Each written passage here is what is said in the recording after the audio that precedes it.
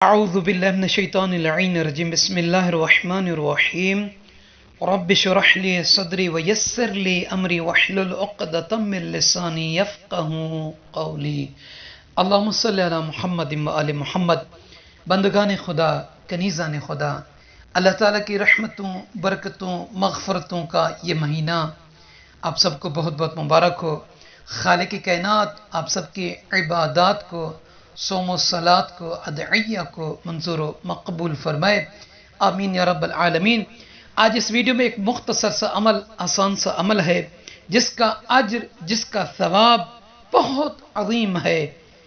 تو سامعین عزیز، یہ عمل ہر روزہ دار کو،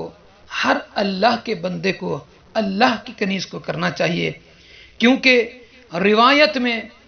سید الساجدین، زین العابدین، فرزند امام حسین علی ابن الحسین علیہ السلام نے فرمایا کہ من قرأ انا انزلناہ فی لیلۃ القدر عند فطورہ وعند سحورہ کان فیما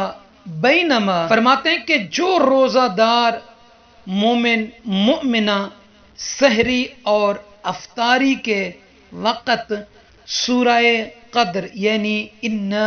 انزلناہ فی لیلۃ القدر کی تلاوت کرے گا تو امام علیہ السلام فرماتے ہیں اللہ تعالی ان اوقات کے درمیان میں اس شخص کا ثواب عطا کرے گا جو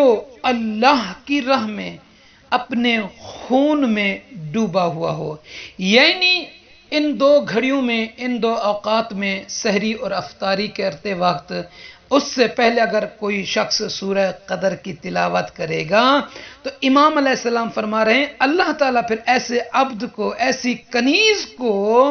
اللہ کی راہ میں شہید ہونے والے اس شخص کا ثواب عطا کرے گا کہ جس کا جسم خون میں لت پت ہو۔ تو عظیم اجر ہے، عظیم ثواب ہے۔ یقیناً وقت سحری اور وقت افطاری، سحری سے پہلے کرنے سے پہلے، افطاری سے پہلے دسترخوان جیسے بچھا ہوا ہو سورہ قدر کی تلاوت فرما لیا کریں تاکہ اتنا بڑا عظیم ثواب آپ کو مل سکے۔ جزاک اللہ۔